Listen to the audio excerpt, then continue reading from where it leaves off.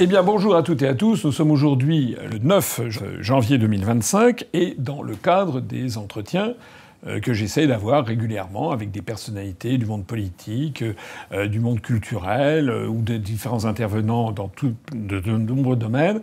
Et j'ai le plaisir de recevoir aujourd'hui le général Emmanuel de Richouf. De Richouf, oui. De Richouf, voilà. Bonjour, général. Qui est en deuxième section, comme on dit. Donc vous êtes retraité, et qui va nous parler d'ailleurs de sa vie. Il a une vie assez extraordinaire, une vie très remplie, et qui continue, bien qu'il soit retraité maintenant, il continue à avoir une activité débordante, comme vous allez le voir. Alors, c'est un plaisir de vous recevoir. Merci beaucoup. Alors déjà un petit mot sur votre nom de famille, de Richouf. Alors ça s'écrit 2FTZ. Et donc la première chose que j'ai demandé au général, c'est comment on fait pour prononcer. Donc en fait, il paraît qu'il ne faut pas prononcer le TZ, c'est ça? Parce que le TZ a été rajouté au cours de l'histoire, on ne sait pas pourquoi. Ah mais bon? Initialement, c'était 2F. De voilà. Richouf. Voilà, de Richouf. Alors votre ancêtre, parce que j'ai regardé ça sur une notice Wikipédia, j'ai vu que vous avez un ancêtre lointain qui en fait était allemand. Tout à fait. Et qui est venu travailler pour le roi de France, s'est mis au service du roi, et pas n'importe lequel, c'était François Ier. François Ier. Vous savez, à l'époque, il n'y avait pas d'armée, ou très peu d'armée nationale, parce qu'il fallait les payer, donc on avait des mercenaires, et chaque fois qu'il y avait une bataille, où il y avait des affaires qui se jouaient sur les différents théâtres d'opération, pour les différentes royautés, on rémunérait des mercenaires. Et donc, mon ancêtre faisait partie des mercenaires du duc de Gueldres, je crois, et qui a travaillé pour le roi de France, François Ier, et qui s'est illustré à Marignan, puisque le roi de France a remporté la victoire de Marignan. Et mon ancêtre, qui s'appelait Éric de Richouf, a été blessé sur le champ de bataille, et mourant, a quasiment fait en disant je remercie le roi de France de m'avoir accepté, etc., sous la bannière française, je suis en train de mourir, etc. Et en fait, il n'est pas mort. Et le roi de France, en remerciement, lui a dit écoutez, vous allez être français. Voilà. Et donc, mes ancêtres, la famille est française depuis 1515. Alors moi, ça, c'est le genre de choses, je sais pas ce que vous en pensez, mais moi j'adore, parce que là, on vit, c'est l'histoire de France, hein, c'est comme lorsque j'avais reçu, il y a quelques mois de cela, Patrice de Rambuteau, dont vous vous rappelez qu'il descendait, par un côté de sa famille, du président de la République, Patrice de MacMahon, par un autre membre de sa famille, il descendait en ligne directe de Louis XIII et d'Anne d'Autriche. Donc là, alors là, c'est encore mieux. Donc on a le général de Richouf qui descend en ligne directe de quelqu'un qui s'est battu à Marignan en 1515. Enfin, qui connaît pas 1515, quand on était petit, la première chose qu'on apprenait, c'était 1515, Marignan. Alors finalement, vous êtes des immigrés, alors? Voilà, je suis un immigré pas de fraîche date, pas comme certains. Donc j'ai été assimilé, en fait. Oui. La famille était assimilée, puisqu'à l'époque, on devait assimiler. Il fallait parler le français, il fallait s'intégrer, il fallait voilà, montrer j'allais dire, sa foi dans la royauté française. Et voilà. Et mes ancêtres ont été à la fois en Picardie, ont pas mal bougé dans le royaume de France. Mais ceci étant, on n'a plus de château, on n'a plus de fortune, on n'a plus rien, quoi. Donc voilà. Mais vous avez une histoire de 510 ans de France, d'amour de la France, tout à fait. Dire. Voilà. Alors, vous avez fait des études, vous êtes entré à Saint-Cyr, Je suis rentré à Saint-Cyr, je suis d'une promotion illustre qui s'appelle la promotion générale de Gaulle. Oui. Donc avec un parrain comme ça, on ne peut être que porté par la foi qui nous anime. Et puis, j'ai une vie, je pense, assez intéressante et mouvementée, puisque j'ai commencé avec les appelés du contingent, puis j'ai poursuivi avec la Légion étrangère, où j'ai servi 9 années. Vous avez été 9 ans à la Légion étrangère? Oui, tout à fait. Pourtant, vous êtes français, ça n'est pas réservé uniquement à des... Mais les officiers sont français. Ils sont français, et ne font pas carrière à la Légion étrangère. Vous avez des... D'accord. Voilà, donc et donc, en revanche, les soldats... ils sont étrangers. Aujourd'hui, vous avez la Légion étrangère, quand je suis rentré en 1976 au 2e régiment étranger de parachutistes en Corse, la Légion était française à 75%. Ah, quand même. Oui, à l'époque. C'était des mauvais garçons, des repris de justice? Non, ça c'est un peu l'histoire qui dit ça. C'est le mythe, non? C'est le mythe. Bon, c'est des Canadiens, c'est des Canadiens français, des Belges, etc. Donc voilà. Mais des Français qui se faisaient, mais aujourd'hui, c'est une majorité, c'est 75% d'étrangers, et depuis 15-20 ans. Et donc, les étrangers qui viennent d'où, alors? Alors, les étrangers, ils viennent de tous les continents. De tous les continents. Voilà. Moi, j'ai eu dans mon régiment que je commandais il y a 30 ans, j'ai eu les premiers Japonais. Vous voyez, j'ai eu les premiers Russes. Puisque c'est la décomposition de l'armée soviétique. Ils viennent comme ça en France et ils disent je veux entrer dans l'armée. Ils frappent à la porte de la Légion en disant je veux m'engager en France, je veux être légionnaire. Donc ils parlent le français ? Non, pas initialement, non, pas du tout. Ils apprennent en cours de route, mais ils ont des tests assez cadrés à faire. Hein, donc on ne recrute pas tout le monde, bien évidemment. Oui. D'accord. Et voilà. Il y a un âge le plus jeune, les plus jeunes sont quand vous vous engagez. Plus vous êtes jeune, mieux c'est, parce qu'après vous avez une carrière qui peut se dérouler. Plus vous êtes, vous savez comment ça se passe. Hein, quand vous êtes âgé, les portes se ferment, quoi. Et donc voilà. Donc non, ce sont des hommes extraordinaires. C'est une armée, comme je le disais à mes jeunes, dont je m'occupe dans les banlieues depuis maintenant une quinzaine d'années. Je disais c'est une troupe extraordinaire. Quand vous avez vécu à la Légion étrangère, quand vous avez connu cette fraternité d'armes, vous avez une marque indélébile, hein, si vous voulez. On trouve ça dans d'autres pays du monde ? Non, c'est la France, c'est le seul pays qui a justement la faculté d'intégrer, de former ces jeunes. On en fait les meilleurs soldats du monde, c'est-à-dire que tout le monde nous regarde avec un air d'envie, et on sait faire, voilà. Donc, alors ça c'est très très important à comprendre dans la formation, si je peux me permettre de commenter de la formation intellectuelle et du général, c'est qu'il a donc été un jeune encadré pendant 9 ans des soldats de la Légion étrangère, des légionnaires donc de la Légion étrangère, et qui donc ont fait des opérations sur le terrain. Oui, tout à fait. C'est assez extraordinaire, parce que vous avez vraiment été avec vos hommes sur le terrain. Oui, bien sûr. Vous avez fait quoi alors? Expliquez-nous, faites-nous un peu rêver. Je ne suis pas non plus monopoliser vos auditeurs sur les campagnes. J'ai fait, pour ceux qui s'en souviennent encore, j'ai fait l'indépendance des territoires français, des Afars et des Issa, qui étaient Djibouti en 76. C'est Djibouti. Ensuite Kolwezi, le saut pour libérer les otages de Kolwezi. Alors ça c'est tout à fait différent, parce que 75, ça s'est quand même globalement bien passé. Oui, c'est passé bien. Non, mais c'est un encadrement, voilà. Donc voilà, mais c'était quelque chose de, c'était la dernière, je crois que c'était la dernière possession française qui passait indépendante. Sur le continent africain. Oui, tout à fait. Mais ensuite... Le saut sur Kolwezi qui a été... c'est quand même resté... Pour des gens de ma génération, donc en 76, j'avais 18 ans. 78, mai 78. Mai 78, donc j'avais 20 ans, 21 ans. Et... C'était une autre époque qu'aujourd'hui, et je pense qu'aujourd'hui, on ne pourrait plus faire ce que l'on a fait il y a 30 ans. Voilà. Parce que c'est resté dans les annales. Oui, mais c'était... Voilà, mais c'était... Donc Kolwezi, pour vous rappeler, c'est au sud de ce qui est aujourd'hui le Congo. Le Congo, c'était à l'époque, ça s'appelait le Zaïre. Oui, et donc, voilà, donc... pour les Français, c'était le Katanga, c'était au sud du Zaïre, et le transport en avion, lorsque nous avons sauté en parachute, nous avons embarqué à Kinshasa, qui est la capitale, et nous avons sauté sur Kolwezi. Il y avait 6 heures de vol, je crois, c'était la distance Berlin-Madrid. En avion. Vous imaginez 6 heures de vol avant de sauter. Voilà, non, mais après comme dit l'autre... Et vous alliez sauter parce qu'il y avait à l'époque une espèce de rébellion locale. Il y avait une rébellion locale et des Français qui étaient menacés. Non, c'était des Belges. C'était à l'appel du gouvernement belge que nous avons été là-bas, sur les ordres du président de la République, qui était Giscard d'Estaing à l'époque. Oui. Et c'est resté comme un fait d'armes très... Oui, mais bon, après, vous savez, dans ces affaires-là, il faut rester modeste. Après, il y a eu plein d'autres choses. Il y a eu le Tchad, il y a eu Sarajevo, il y a eu, la Côte d'Ivoire. Voilà, donc j'étais dans toutes ces affaires-là. Vous n'avez pas été un général derrière un bureau, non. Comme on en trouve parfois parmi vos collègues. Je fais partie d'une génération, je pense que je fais partie d'une génération d'officiers où la France avait quand même un certain nombre de contrats guerriers, entre guillemets, à faire ou à remplir, aussi bien en Afrique à l'époque qu'en Europe. Et en Europe, c'était pour l'essentiel Sarajevo, enfin la Bosnie-Herzégovine. Je suis allé 3 fois. Là. Ouais. Alors ensuite, beaucoup de choses. Alors, dans cet intermède-là, j'ai fait pas mal de politique. Hein. J'ai été pris en politique, non pas en tant qu'acteur, mais en tant que témoin, puisque j'étais l'aide de camp du Premier ministre pendant 3 ans. Donc, j'ai vu un peu comment s'organisait l'État. Alors, quel Premier ministre ? C'était Pierre Mauroy.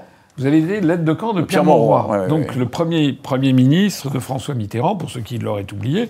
Puis on a des jeunes qui ne sont pas... Donc Pierre Mauroy, c'est, lorsque Mitterrand est élu président de la République en 1981, il choisit, lorsque Mitterrand, hein, il choisit Pierre Mauroy, qui va être Premier ministre jusqu'en 1984, où il sera remplacé par Laurent Fabius. Donc là, c'est un peu la période du socialisme triomphant. Et donc vous êtes voilà, parce que vous êtes socialiste ou... Ah, pas du tout, pas du tout. Je suis serviteur de mon pays, je suis sous uniforme, donc j'ai été appelé parce que j'étais appelé, je sais pas pourquoi d'ailleurs. Voilà, je me suis retrouvé du jour au lendemain quittant le commandement de ma compagnie au 2e Rep. Pour aller à Matignon. Pour aller à Matignon. Voilà, je suis arrivé un petit matin avec ma valise et mon uniforme et Pierre Mauroy m'a dit, Pierre Mauroy aurait dit à son entourage, il m'a l'air sympathique, on va le prendre, quoi. Voilà, mais voilà, ça s'est passé. Mais si vous voulez, j'ai eu ces 3 années au cœur du système gouvernemental français m'a permis de regarder, de voir comment ça se passe. Et j'allais dire, la différence de ce que je vois aujourd'hui, ce que je constate aujourd'hui, c'est que nous avions des personnalités.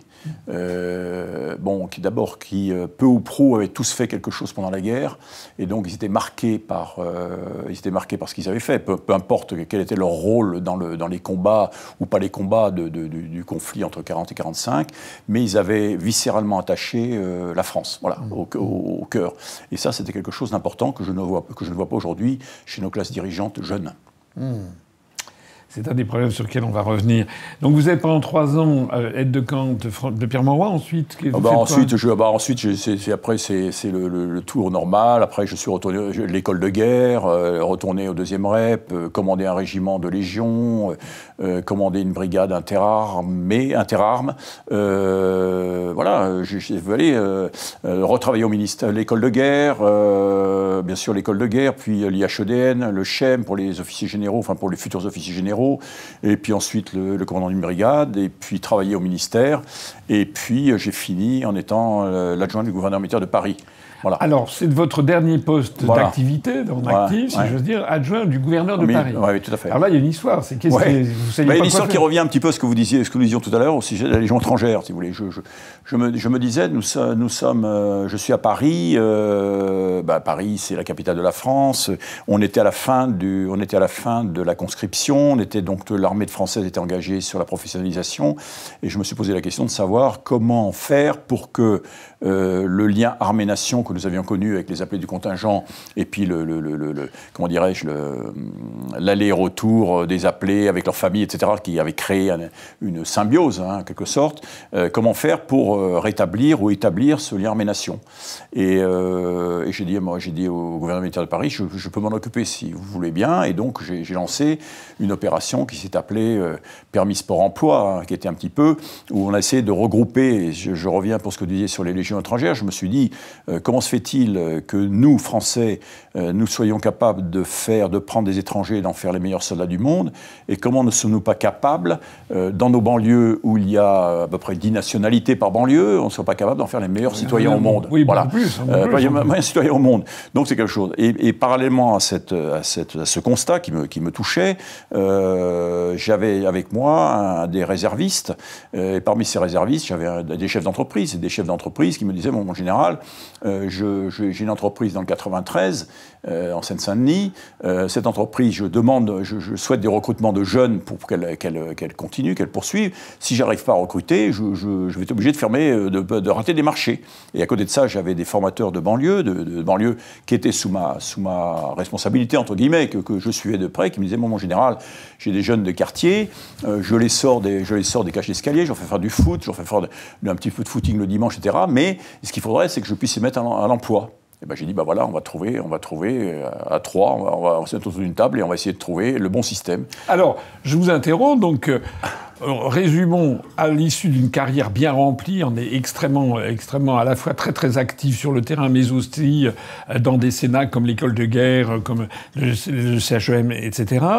Le général de Richouf est donc l'adjoint du gouverneur militaire de Paris. Vous auriez pu vous contenter d'aller déposer des gerbes des dresser derrière votre bureau, mais pas du tout. Il y a quelque chose de très très actif chez vous, de volonté d'action.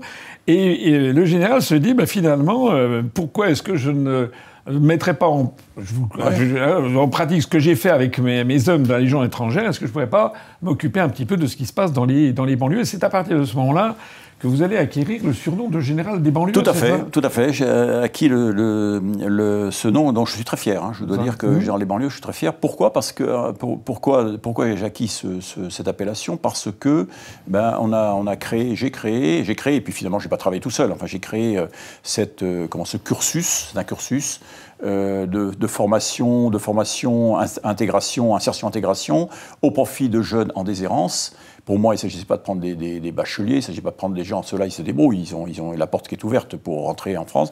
Mais j'essayais de tirer vers le haut des jeunes qui étaient désespérés, ou étaient soit désespérés et ne pouvaient pas penser qu'ils n'arriveraient pas à entrer dans la société, ou alors je me disais, il faut que je récupère ces jeunes avant qu'ils ne tombent véritablement dans la délinquance ou dans la violence. Donc votre cible, c'était des jeunes. Des jeunes 18-25 qui sont marginalisés. Plus jeunes même, parfois, non? Non, parce que les plus jeunes, à l'époque, je n'arrivais pas à les mettre au travail. C'est-à-dire que maintenant, les mineurs, on n'arrive pas à les mettre au travail. C'est compliqué, quoi. Et donc, je me suis appuyé, pour faire tout ça, sur des gens de terrain. C'est-à-dire que pour moi, il était hors de question de créer une structure. Il y en a déjà des multiples de structures. Mais c'était véritablement appuyé sur des gens de terrain qui font, mais qui ne font pas forcément dans cet esprit de coalition, j'allais dire, de coalition de moyens et d'hommes pour amener des jeunes à l'emploi au bout de quelques mois. Voilà. Et donc, ces gens de terrain, j'ai commencé sur la région parisienne. C'était les missions locales pour avoir les jeunes, les entreprises que j'ai démarchées pour le recrutement. Donc, on a commencé par mon entreprise qui était dans le 93. Et si vous voulez, la démarche que nous avions, c'est de ne pas dire nous allons former des jeunes pour former des jeunes qui sachent faire ceci, cela. Non, nous disions aux entreprises vous avez besoin de quoi? De qui et de quoi, et donnez-moi une fiche de poste précise, et moi je vous trouverai les jeunes. C'est-à-dire que les jeunes, on les formait en fonction de l'entreprise, ce qui est un peu différent. Absolument. Voilà. Donc vous les preniez en charge sur quoi alors je les prenais en charge sur tout, c'est-à-dire on les prenait en charge. Donc si vous voulez, ça c'était l'idée, c'était celle-là. Après il faut tout ça que ça fonctionne. Donc on avait un certain nombre. Le moteur était composé de gens à commencer par des entreprises d'insertion, c'est-à-dire des gens qui savent faire avec cette population, avec ce public-là. Donc ils connaissent les jeunes, parce qu'ils font je sais pas quoi. Moi, ils peuvent faire avec ces jeunes, ils font beaucoup de choses. Ils font l'apprentissage de la langue, les cours du soir, etc. Donc moi, j'avais ces gens-là, avec une entreprise d'insertion qui était très remarquable en Ile-de-France. Je prenais une auto-école sociale. Il fallait, parce que ça s'appelait permis sport-emploi. Aujourd'hui, vous ne pouvez pas travailler si vous n'avez pas le permis de conduire. Donc déjà, 20 ans en arrière, c'était quelque chose qui était innovateur. Tout le monde a dit, ah là là, c'est formidable, mais il fallait réfléchir. Or, le permis de conduire est extrêmement compliqué pour cette population-là. Donc il fallait réapprendre le vocable, mettre les gens autour d'une table, apprendre le français, le sens des mots, aller vite, etc. Et puis, il me fallait des sports, ce permis sport-emploi. Le sport, ça me semble capital. Quand vous avez 18-20 ans, vous ne regardez pas la télévision en mangeant des cacahuètes. Il faut peut-être transpirer un peu, les mecs. Et donc, on a pris des sportifs. On avait une période bloquée à l'extérieur de Paris, dans un centre, pendant une semaine. Et puis, on avait les armées, où je demandais aux armées, pendant une semaine, de donner de leur temps avec des réservistes. Et là, ils partaient à Salon de Provence, je ne sais pas où, avec la marine, avec les commandos marines, etc. etc. Et donc, vous repreniez le b.a.-ba, si je veux dire. Le b.a.-ba, voilà, le b.a.-ba. Le comportement. Tout. Donc le comportement, comment s'habiller, enlever les boucles d'oreilles, etc. Ah oui. Bonjour, on se lève quand le formateur rentre. Tout pour que l'entreprise, l'entreprise disait, moi ce dont j'ai besoin, c'est des gens qui soient là à l'heure, qui a envie de travailler et qui soit fidèle dans le poste. D'accord. Et donc, ça a pas mal marché, donc ça a même très bien marché, puisque tout le monde en redemandait. Et donc, c'est ainsi qu'avec cette équipe-là, plus d'autres que j'avais sur Lille, Lyon, j'ai travaillé sur Béziers, aujourd'hui je suis sur Nîmes, il y a plus de 2000 jeunes qui sont rentrés dans la vraie vie. Ouais. Grâce à ça. Ouais. Et j'étais le moins cher de France, voilà. En plus. Ouais. Le sentiment que vous avez sur ces jeunes désœuvrés, etc., est-ce que c'est pas un formidable gâchis et est-ce que quelqu'un leur a appris à un moment ou à un autre à aimer la France? Bah, j'y ai contribué. Mais avant d'une vous, part, il y avait pendant le service militaire, ils avaient le sens probablement de l'amour de la France. Hein. On leur apprenait qu'est-ce que c'est que la France. Après, c'est perdu de vue. Je pense que l'éducation nationale ne fait pas le job. Et donc, ces jeunes, bien, ils sont en attente. Ils sont en attente de quelque chose qui ne vient pas. Et comme ces quelque chose ne vient pas, eh bien ils tombent ou ils retombent dans les mains dans les mains des autres, quoi. C'est-à-dire de la violence dans les banlieues. Ils sont récupérés par les bandes, etc., etc. Vous voyez, ils sont violents, voilà. Mais ils attendent. Alors, ils développent une certaine forme de haine à l'égard de haine, oui, parce que quand vous êtes, comment dirais-je, quand vous êtes laissé à vous-même, vous cherchez les raisons pour lesquelles vous êtes laissé à vous-même. Et donc comment dirais-je, vous critiquez le monde des adultes. Et donc critiquant le monde des adultes, vous dites ces adultes sont nuls, ces Français sont nuls, parce que c'est que ça se traduit comme ça, ces Français sont nuls, ils veulent pas de nous. Donc on se met en retrait et on va faire autre chose, quoi. Et cette autre chose me semble cette autre chose, c'est ce qu'on voit aujourd'hui malheureusement avec des jeunes de plus en plus jeunes qui sont violents et je dirais parce qu'ils n'arrivent pas à trouver chaussures à leurs pieds dans la nation. Et parce qu'en fait, on ne s'est pas vraiment occupé d'eux. Il y a même pire. Moi, je me rappelle très bien, quand je suis entré à l'ENA, c'était en début 1983, j'ai fait mon stage traditionnel en préfecture, je l'ai fait dans les Alpes-Maritimes, auprès du préfet à Nice, mais où il y avait un stage social qui est de 3 mois auparavant, et on m'avait envoyé au Fonds d'action sociale pour les travailleurs immigrés. Et je me rappelle très bien, donc on est en 83, vous étiez de camp de Pierre Mauroy, moi j'étais élève à l'ENA, et il y avait, quand on parlait de ces questions d'immigration, il y avait tout un discours venu de la gauche, d'ailleurs de la gauche, qui consistait à dire qu'il ne faut surtout pas assimiler ces populations. Oui. Je me rappelle, il y avait une députée de Dreux qui s'appelait Françoise Gaspard, pour ne pas la nommer, qui avait et qui expliquait qu'il fallait surtout pas. Le mot d'assimilation était absolument à proscrire. Même intégration, c'était déjà limite. Il fallait donner des cours, je me rappelle des cours de langue étrangère, donner des cours d'arabe, donner des cours de couscous, elle disait dans les écoles. Enfin, je ne dis pas que ça participe pas d'un point de... ça peut être... C'est un peu naïf, c'est un peu gentil, c'est tout ce qu'on veut, mais... Je pense que fondamentalement, quand on arrive dans un nouveau pays, on a d'abord besoin et avant tout de se sentir le fils de ce pays. Bon, moi, je suis... Vous allez peut-être me contredire ou me confirmer, mais moi, ce que j'avais vu à l'époque, c'est que... Et c'était en 83, donc malheureusement, je pense que ça n'a fait que se développer normal. Il n'y avait jamais la moindre volonté d'expliquer à des jeunes Français dont les parents s'étaient installés quelques années auparavant, j'allais dire, le bonheur d'être français, la fierté d'être français. On leur montrait jamais, on n'allait pas leur faire visiter ni le château de Versailles, ni le château de Chambord, ni le Mont-Saint-Michel, rien. Ils étaient laissés dans leur cage d'escalier à la main des grands frères. Alors, est-ce que c'est toujours ça? Alors, je pense que malheureusement c'est toujours ça. Ce que je veux dire également, c'est que nous, avec Permis Sport Emploi, nous avions cassé ces codes-là. C'est-à-dire qu'au cours de ce cursus de 6 mois, pour vous donner un exemple, on a certains jeunes, on les amenait à la cathédrale de Chartres. Il y en a d'autres qui sont allés sur le plage du débarquement, avec Kevin dont je vous ai parlé tout à l'heure. Il y en a d'autres qui sont allés au Sénat, on leur montrait le Sénat, ils sont allés raviver la flamme du soldat inconnu. Ils sont venus à Nîmes. Et alors, ils appréciaient? Brusquement, ils ont senti... D'abord qu'ils étaient quelqu'un, ils avaient tout soudain, ils étaient quelqu'un parce qu'ils comprenaient que la France n'était pas uniquement la cour dans la banlieue et la cage d'escalier, qu'il y avait autre chose, que la France était autre chose. Ils comprenaient, ils changeaient. En quelques jours, ils changeaient. Je vous donnais un exemple. On avait une période militaire, comme je vous le disais, d'une petite semaine, et je me souviens très très bien, c'était au cours d'une période qui est avec des jeunes des quartiers de Nîmes, de Lille.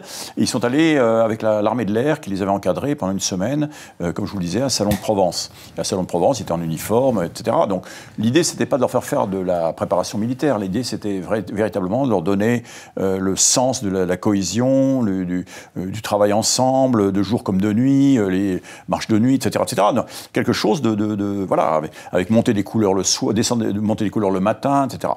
Et moi, j'arrivais chaque fois la veille au soir, je dînais avec eux, et puis le lendemain matin, c'était le signal du départ, etc. Et le matin, donc arrivé là-bas, les gens étaient en carré, il y en avait 65, c'était un carré, le mât des couleurs. On monte les couleurs, des jeunes qui montent les couleurs. Ils montaient les couleurs depuis une semaine, hein. Ils étaient là depuis le lundi, c'était le vendredi, quoi, ou samedi, je ne sais plus. Monter les couleurs, pour ceux qui savent dire, le drapeau français qui claque au vent, qui montait les couleurs. Et là, on monte les couleurs, tout le monde était en uniforme, ils chantent la Marseillaise. Le général se tourne vers moi, il m'a dit, mon général, on ne l'aura pas appris. Je dis, on ne peut que se féliciter. Et ensuite, il y a un petit pot. Il y a un petit pot à l'orangeade, tout ça, avec les cadres, etc. Et là, il y a un jeune que je ne connaissais pas, qui arrive du groupe, là, qui était donc de Lille. Il me dit, mon général, c'est la première fois que je me sens citoyen. Voilà. Donc, ce que je dis, et moi je suis optimiste, je dis, rien n'est perdu, encore faut-il se bouger. Pour faire en sorte qu'une partie de cette jeunesse, même si une partie de cette jeunesse s'est fourvoyée et n'est pas récupérable pour X raisons, je pense qu'il y en a une bonne partie qui est récupérable. Encore faut-il avoir la volonté et le courage de faire en sorte que ces jeunes reviennent vers la France. Écoutez, moi je bois vos paroles, c'est exactement l'état d'esprit qui nous anime à l'UPR depuis des années d'ailleurs. C'est qu'en fait, il faut se mettre à la place des jeunes issus de l'immigration. Ils ne sont pas tous comme ça, bien entendu, mais il y en a quand même beaucoup, où ils sont confrontés à un paysage politique où on a la droite de la droite, ou l'extrême droite qui stigmatise, vous êtes de toute façon anti-français, etc. Il faut vous expulser, donc un discours de rejet. Et à gauche, c'est aussi une certaine forme de discours de rejet, c'est que non, vous êtes d'origine étrangère, surtout restez bien étranger, il faut surtout pas... La France est un pays maléfique, donc il faut surtout que vous gardiez, donc, pour promouvoir le communautarisme. C'est-à-dire que l'offre traditionnelle de la France, depuis des siècles, qui était, vous en êtes d'ailleurs une illustration, on le disait tout à l'heure, avec 510 ans c'est l'offre traditionnelle d'un pays la France est un pays fondamentalement assimilationniste, et qui a vu, d'ailleurs, il y a des Français innombrables d'origine étrangère qui ont apporté extrêmement à la France, mais qui communiaient dans l'amour de la France, et de l'extrême droite jusqu'à l'extrême gauche, en passant même par le centre, on a tous un discours, enfin, tous les responsables politiques ont un discours soit de rejet, soit un discours de dénigrement de la France. Et d'ailleurs, vous savez que notre dada ici, nous, c'est la souveraineté et l'indépendance nationale, vous serez d'accord avec ça. Mais c'est aussi la question européenne qui est intimement liée. Parce que ces jeunes, quand on leur parle de l'Europe, ça leur dit quoi? Quand ils sont originaires du Maghreb, d'Afrique, etc., on leur dit qu'on va fusionner avec les Estoniens, les Finlandais. Mais ça n'a aucun sens, en fait. Aucun. Vous êtes d'accord avec ça? On est bien d'accord. Aucun. Voilà. Eux, ce qu'ils veulent, je crois, c'est ce que j'ai amené, que nous avons amené, parce que j'ai travaillé avec toutes ces associations, etc. C'est qu'ils viennent en France, quoi. Ben oui. Voilà. Ils sont pas au Danemark. Voilà, ils viennent en France, quoi. Et c'est possible. Alors, vous avez fait un livre, c'est pour ça aussi que d'abord, merci infiniment, parce qu'on est en face, vraiment, je suis très très en phase avec ce que vous dites. Vous avez une expérience en particulier avec un certain Kevin, dont on parlait avant de commencer. Alors, expliquez-nous qui est Kevin et avec qui vous avez fait cette espèce d'ouvrage que je montre ici, donc du général Emmanuel de Richouf, France sécessionniste, que faire ?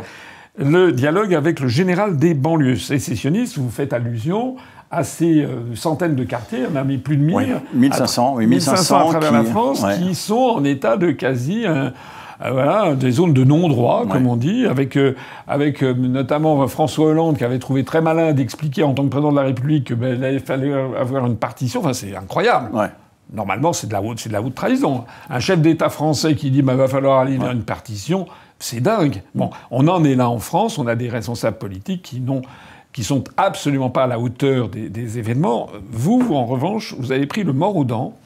Et vous êtes allé avec un certain Kevin. Alors expliquez-nous ce qui s'est passé. Alors, si vous voulez, ce Kevin, c'est un formateur de banlieue que je suis depuis maintenant plus de 10 ans, qui est avec moi dans les permis sport-emploi, qui était en région parisienne, mais qui avait également des antennes un peu partout en France, qui est très, très entreprenant. Il est français d'origine? Il est qu'est-ce que j'avais dit, mauricien. Français, franco-mauricien. Oui, franco-mauricien. De l'île Maurice. Très actif, sportif, voilà, boxeur, costaud. Et j'allais dire que lui et moi, nous avons, même avec nos différences, lui était véritablement au cœur des quartiers, donc il voyait exactement ce qui se passait avec la drogue, la violence, les barbus, l'armement, etc., etc. Et moi un peu à l'extérieur. Et finalement, on s'est bien entendu parce que il voyait ce que nous faisions et en quelque sorte, il me tensait en me disant il faut vraiment qu'il y ait un continuum. C'est-à-dire qu'on ne peut pas, avec cette jeunesse-là, il ne faut pas lui faire du sport le dimanche et puis après on s'en occupe plus. Il ne faut pas leur faire des leçons de français le soir et puis après on s'en occupe plus. Il faut qu'il y ait un continuum et que les gens et que ce public-là puisse comprendre que c'est par le travail qu'ils arriveront à quelque chose. Donc voilà. Alors nous avons lancé cette affaire-là et au cours de nos échanges, il m'a dit un jour, Emmanuel, tu vois, aujourd'hui, nous sommes libres dans les banlieues, 1500 quartiers qui échappent à l'autorité de l'État, nous sommes libres, et demain, nous serons indépendants. Et nous serons indépendants pourquoi? Parce que nous avons le nombre, nous avons l'armement, et nous avons l'argent. Et en plus, demain, nous aurons l'intelligence, c'est-à-dire que tous les trucs se recouperont. Ce qui veut dire que nous serons indépendants. C'est-à-dire que les 1500 quartiers, ça viendra 2000 quartiers. Ces 2000 quartiers seront hors de contrôle de l'État. C'est-à-dire, je reviens un petit peu à ce que vous disait François Hollande. Et je lui dis, c'est pas possible ça. Pour moi, c'est pas possible. C'est pas possible. Et donc, on va écrire parce que je crois qu'il faut qu'on échange, qu'on puisse réfléchir véritablement. Parce que ce qu'il proposait finalement, c'était. C'est ce qu'il proposait, ce qu'il proposait pas, ce qu'il ressentait, c'est-à-dire une partition de la France, une sécession de la France, avec une France en peau de léopard. Une libanisation. Une France en peau de léopard, où l'État français va continuer à. D'abord, l'État français paiera pour tout le monde. Et puis paiera pour ceux qui échappent à l'autorité de la France. Et je me suis dit, c'est pas possible, quoi. Je veux dire, on ne peut pas. Et l'idée, c'était celle-là, c'était d'écrire à quatre mains avec lui sur ce sujet, en évoquant tout ce qui nous intéresse, c'est-à-dire finalement la partition, l'armement, la drogue, la famille, la République, etc. Et avec un fil rouge qui est celui de comment retrouver, comment éviter cette sécession de quartier complet. Donc ce livre, c'est le récit des dialogues que vous avez qu'on a eu tous les deux. Alors voilà. ce dialogue a une fin relativement tragique puisque Kevin, avec qui nous échangions, parce que nous avons écrit ce livre en duo, en quelque sorte, par téléphone, en enregistrant, j'allais le voir, il venait, etc. On avait des échanges réguliers, hein, je l'ai reçu à la maison plusieurs fois, etc. Il a été sauvagement agressé le 15 décembre 2023 et il est toujours en rééducation, et voilà. Donc on sait, son agresseur est sous les verrous, bien évidemment. On a trouvé, il y a un avocat qui va s'occuper de lui, qui veut bien s'en occuper. Et c'est quoi le motif de l'agression? Je ne peux pas vous dire.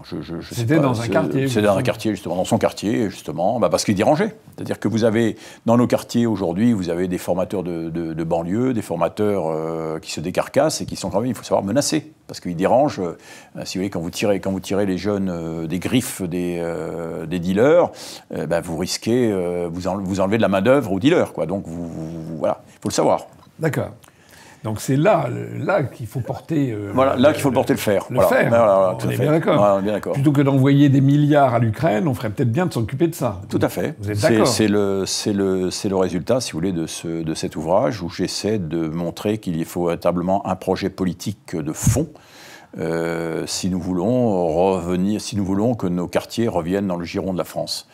Et je crois que c'est possible dès lors qu'on va y mettre les moyens.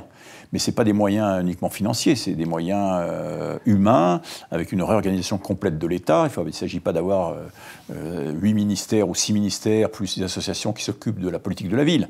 Il faut rassembler cette politique de la ville, il faut que ce soit dans une seule main, d'un haut commissaire chargé de la politique de la ville, qui est véritablement, d'une part, la vision stratégique de tout ce petit monde, parce que tout le monde fait tout, et c'est bien d'ailleurs, tout le monde fait tout, mais j'allais dire, c'est pas tout et n'importe quoi, il faut tout toujours dans l'idée d'avoir des cursus cohérents, rechercher, permettre à des jeunes, comme les moins jeunes d'ailleurs, de rentrer dans cette filière, dans ces filières françaises de la France. Et pour ça, il faut véritablement qu'on fasse un audit complet de où passe l'argent. Et là, on serait étonné de voir qu'il y a des milliards qui achètent la paix sociale et pour autant qui ne servent pas à la formation ou à l'insertion. Voilà. Qui finit dans de mauvaises mains. Alors, je dirais, c'est pas... Oui, qui finissent en bonne main, je dirais qu'ils finissent... J'ai des exemples, j'évoque les exemples là-dedans. C'est, si vous voulez, c'est un petit peu pour ceux qui se décarcassent, comme aurait dit des comiques, se décarcassent. C'est un peu frustrant de voir que l'argent dont on aurait besoin pour faire, par exemple, non pas 150 jeunes, mais 3000 jeunes de formation pour les tirer vers le haut, que cet argent, on ne l'a pas parce que ça passe ailleurs, quoi. Voilà. Mais alors, en plus de ça, tout ceci, c'est bien, mais ce qu'il faut aussi, je pense, c'est que tout ceci s'inscrive dans une espèce de réarmement moral et patriotique, si j'ose dire, c'est-à-dire avec des gens qui, au sommet de l'État et à tous les échelons de la fonction publique, mais aussi dans les médias, etc., communient non pas dans la détestation de la France, parce que le discours qu'on nous tient partout, tout le temps, c'est la détestation de la France. Entre ceux qui considèrent que la France, il n'y a que des fonctionnaires qui foutent rien, il n'y a que des syndicats qui fichent rien, il n'y a que des immigrés qui fichent rien, que de toute façon, on a eu tort, la colonisation on a été mauvaise, qu'on est ci, qu'on est ça, qu'on a tous les défauts du monde, en fait. Moi, quand on circule dans le monde entier, et qu'on revient en France, la France est un pays particulier où tous les jours, on explique aux Français que la France est nulle. Ouais. Et que c'est une espèce de vieille carne qu'il faut avoir la peau. Vous avez raison, c'est le sentiment qu'on a quand on écoute les médias, quoi. Je veux dire, on n'a pas aujourd'hui un journaliste qui dit tiens, ce qu'a fait tel Français, c'est bien, quoi. Donc on a l'impression que tout tombe autour de soi, c'est en plus fine, c'est la détestation à tous les niveaux. Moi, je crois d'expérience qu'on peut faire, sous réserve qu'il y ait une prise de conscience, bien évidemment, de notre classe dirigeante, ce qui n'est pas le cas, me semble-t-il, aujourd'hui. Et il faudra peut-être attendre qu'il y ait un réveil brutal d'un certain nombre de concitoyens pour lesquels la France et leur œuvre vivent. Moi, je ne conçois pas que mon pays, qui m'héberge depuis 5 siècles, finisse comme aujourd'hui. On a l'impression qu'il va finir, quoi. Je veux dire, la France est autre chose qu'une région, une pauvre région de l'Europe, quoi. Je veux dire que la France, on a été le phare du monde pendant des siècles. Ce serait un petit peu dommage qu'on soit qu'une région sans espoir, quoi. Une région d'un État européen sous domination américaine, par exemple. Voilà, ça fait penser, il y avait le philosophe Michel Serres, qui est connu, et qui, au début des années 2000, avait un jour apostrophé des journalistes en disant à des journalistes français, si vous pouviez, je ne dis pas tous les jours, disait-il, mais de temps en temps, dire un peu de bien de la France. De la France, hein, pas de Macron, pas du régime Macron, de la France. C'est que la France, c'est quand même un très grand pays, avec une culture extraordinaire, et on est dirigé actuellement, je vais peut-être choquer vos chastes oreilles, général, on est dirigé quand même par une camarilla, et à commencer par le président de la République, qui nous explique qu'il n'y a pas de culture française, et que si et que ça. D'ailleurs, au fait, je vais vous poser une question un peu provocatrice. Est-ce qu'on peut lutter contre le trafic de drogue dans les banlieues si on a le sentiment que, au plus haut niveau de l'État, on a des gens qui se font des lignes de coke? Alors, c'est ce que dit Kevin. Ah ben voilà. Kevin, il dit exactement ça. Il dit Emmanuel, comment veux-tu aujourd'hui, je ne comprends pas la raison pour laquelle on arrête des dealers, dans les banlieues qui vendent de l'ecstasy, des machins, hein, des petits dealers. Donc on les arrête. Et en haut et l'intelligentsia, ils n'ont rien, quoi. Et oui. Donc, si vous voulez, c'est le ressenti d'une injustice. Donc, cette injustice rejaillit ensuite sur les idées des gens en disant, tous pourris, quoi. Donc, voilà. Alors, votre question, c'était, est-ce que la camarilla et les trafics, bien évidemment, je crois. Moi, je ne suis pas rentré, bien évidemment, dans mon livre sur l'affaire de la drogue à ce point pour dire voilà ce qu'il faudrait faire, parce que je pense que j'avais pas les éléments pour le dire, ni l'observation suffisante pour avoir quelque chose de clair. Bien évidemment, me semble-t-il pour stopper le trafic de drogue, il faut stopper déjà les consommateurs. Il faut faire une action de force contre les consommateurs. Mais qui aura le courage ? Il y a un proverbe chinois qui dit « le poisson pourrit par la tête ». Et c'est quand même le vrai problème. Ouais. C'est ce sentiment d'impunité, que ce soit sur la drogue, que ce soit sur la criminalité, que ce soit sur le fait de faire de l'évasion fiscale, etc., où il y a le sentiment de beaucoup de Français, du peuple français, qu'il y a les lois pour le petit peuple, et puis en revanche, il y a une espèce de camarilla transpartisane d'ailleurs, qui s'affranchit complètement des lois de la République et qui prétendent par ailleurs donner des leçons de morale à la planète entière. Vous avez remarqué aussi que notre classe dirigeante ne parle jamais de la France. Jamais. On parle toujours de la République. Jamais. Or la République, ce n'est qu'un épiphénomène, j'allais dire, dans l'échelle, comment dirais-je, de l'histoire, où on a 15 siècles d'histoire. La République n'occupe que 3 siècles, grosso modo. On ne parle jamais de la France. Et en plus, on parle des valeurs de la République. Voilà. On dit que, par exemple, les valeurs de la République, je sais pas, ça serait l'IVG, mais c'est pas une valeur de la République.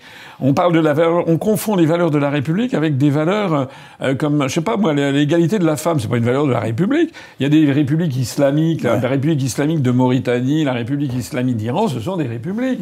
Non, il y a beaucoup d'éléments des valeurs de la France qui en fait ne sont pas des valeurs républicaines, ce sont des valeurs chrétiennes, on n'ose pas le dire. Mais par exemple, l'égalité de l'homme et de la femme, l'identité nationale, l'absence comment dirais-je, d'interdits alimentaires sur l'alcool ou sur le porc, etc., c'est pas la République. Ça n'a rien à voir avec la République. Alors, donc il y a effectivement une volonté systématiquement de cacher le mot France. Vous savez que ces jours-ci, d'ailleurs, Radio France n'existe plus, ça s'appelle Ici. Ah oui. Donc vous aviez Radio France, Radio Bleu Bourgogne, ça s'appelle Ici Bourgogne. Pourquoi ? Qu'est-ce qui se cache derrière la décision de la directrice de Radio France d'avoir comme ça d'un seul coup? C'est vrai que quand vous étiez, il y avait Radio Bleu, Pays, je sais pas, Radio Bleu Pays de Savoie, Radio Bleu Bourgogne, etc. Donc c'est toutes ces radios locales. France Bleu, voilà. C'est pas Radio Bleu, c'est France Bleu Pays de Savoie, France Bleu Bourgogne, ça s'appelle Ici Pays de Savoie, ici, voilà. C'est-à-dire que tout est fait, on le trouve sur les timbres également, tout est fait pour que progressivement on gomme le mot France d'un petit peu partout, comme si ça n'existait plus. La question de fond qui se posera à terme, c'est pourquoi je vais m'engager sous l'uniforme pour défendre la France, si la France n'existe plus. Ah oui. Et donc, je crois que c'est important. Je discutais l'autre jour avec un général d'active qui m'avait reçu très aimablement chez lui dans son état-major. Je lui disais, voyez mon général, je me replace en amusant que j'ai toujours mon âme de lieutenant, qu'aujourd'hui j'ai 20 ans, que j'arrive dans un nouveau régiment. Qu'est-ce qui me ferait aujourd'hui, qu'est-ce qui me donnerait envie de me faire tuer, éventuellement mourir pour ma patrie? On ne parle plus de patrie, on ne parle plus de France, on ne parle plus d'histoire. Voilà. Et il me dit, mais vous avez raison, mon général. Vous avez raison. Et je veux dire qu'on a eu un basculement, j'allais dire, en un demi-siècle, un basculement fort, avec le départ, enfin comment dirais-je, l'effacement de valeurs pour lesquelles nos anciens se sont fait tuer, hachés menus à Verdun pendant la Deuxième Guerre mondiale, en Indochine, en Algérie. Ils se sont fait hacher menus pour la France. Et aujourd'hui, si vous voulez, ce mot France disparaît, quoi. Donc c'est quand même... on en arrive quand même fondamentalement toujours au même problème. Il y a un projet derrière tout ça qui est le projet de construction européenne, de créer un État fédéral, dont on ne sait pas d'ailleurs quel serait le périmètre, puisque ces jours-ci, on nous explique que la Géorgie, qui n'est pas un pays, qui est un pays situé en Asie géographique, que la Géorgie aurait vocation à entrer dans l'Union européenne, que les valeurs la valeur républicaine, ce serait de faire entrer les Géorgiens, qui sont des Asiates, de faire entrer dans un pays, dans un État-continent qui s'appellerait l'Union européenne, etc. On est dans une situation qui est complètement dramatique, parce qu'on a des dirigeants qui ne voient même plus, ils ne savent même pas, ils ne savent pas parler de la France à horizon de 20 ans. Voilà. Nous, à l'UPR, on sait ce que l'on veut à horizon de 20 ans. Les autres, on ne sait même pas quel est le périmètre de l'Union européenne. Ils ne savent même pas. En fait, d'ailleurs, ils ne réfléchissent pas parce qu'ils font carrière. Ils savent simplement que si d'aventure ils s'intéressaient aux fins dernières de la France, à ce que va devenir la France à horizon de 20 ans, et peut-être d'émettre des réserves, voire proposer la sortie de l'Union européenne. J'en parlais avec Sébastien Béraud il y a quelques jours, avant-hier, à votre place, un leader agricole, quand il a parlé du Frexit. À partir de ce moment-là, terminé, plus accès aux médias. Ils sont asselinisés, si j'ose dire, c'est-à-dire comme Asselineau. Si on dit qu'il faut rétablir la souveraineté et l'indépendance de la France, on est inexistant. Mon général, vous avez, si j'ai bien compris, été reçu par le président de la République actuelle, Macron, et qui vous avait demandé justement ce que vous en pensiez alors. Oui. J'ai été reçu pas personnellement, puisqu'on était au cours d'une petite cérémonie. On a remis au président de la République, je crois qu'il y a 3 ans, un 18 juin, 3 ou 4 ans d'ailleurs maintenant, un ouvrage que nous avions fait, parce que Promotion Générale de Gaulle, on a une promotion assez emblématique, on avait pas mal d'officiers généraux, donc on avait tous écrit quelque chose, un beau bouquin qui traversera le temps, j'espère, qui permettra à nos jeunes de lire s'ils savent lire encore. Et le président passe, on était une dizaine, donc il passe, et puis je lui dis, voilà, monsieur le président, voilà ce que je fais. Il était assez intéressé, il revient vers moi. Et il me dit, mon général, ah oui, expliquez-moi. Donc je lui explique ce que j'avais fait, ce que je faisais dans les quartiers, que ça serait intéressant d'élargir le dispositif, que c'est relativement simple sous réserve de faire un certain nombre de choses complémentaires pour permettre à des jeunes d'intégrer la France, parce que c'est bien ça ce dont il s'agit. Et il me dit, oui, mon général, je reviens vers vous rapidement. Et puis voilà, quoi.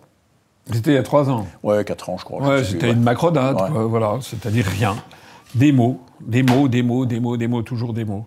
Eh bien, écoutez, en tout cas, alors, ça s'appelle « France sécessionniste, que faire ?» C'est un dialogue, du général de Richouf avec un éducateur de banlieue, Kevin, à qui on souhaite quand même de se rétablir au mieux. C'est disponible sur Internet? C'est disponible sur Internet, sur le Book Edition, édition, ou alors dans les librairies, mais c'est un peu compliqué, donc c'est par Internet. Par Internet. Je signale que nous aurons un petit contingent d'une 20aine d'ouvrages ici, à Paris, donc dans notre boutique 26-28 rue Baffroy, Paris 11e. Donc ceux d'entre vous qui voudraient venir l'acheter, qui seraient réticents à acheter par Internet, eh bien, peuvent venir au siège où on leur vendra. On a une 20aine d'exemplaires, puis si d'aventure il y avait plus de monde, il n'y a aucun problème. Voilà, et qui pourraient s'intéresser. Et vous pouvez l'acheter en direct, sans frais de port. Vous pouvez l'acheter chez nous, à la boutique de l'UPR. Eh bien, écoutez, j'étais ravi de faire ce tour d'horizon avec vous. Je crois fondamentalement que ce que vous faites est vraiment bien. Et qu'on doit tous tirer dans le même sens. Et au fait, on retombe toujours sur les fondamentaux. C'est que lorsque il n'y a pas d'exemple dans l'histoire mondiale d'un redressement d'un pays qui ne se soit fondé sur, d'abord et avant tout, l'amour de la patrie. Voilà, c'est exactement ça. Et je termine par ce proverbe chinois aussi que j'ai déjà cité souvent. C'est lorsqu'un pays est en proie au chaos qu'apparaissent des responsables intègres. Voilà. Et là, il faut qu'il y ait une nouvelle génération de responsables. Et si vous me le permettez, je vous classe dans cette catégorie.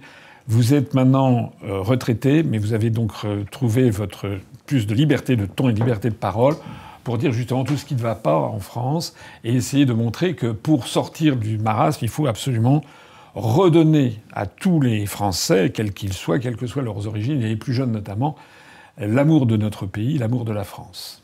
Merci beaucoup. Merci, mon général.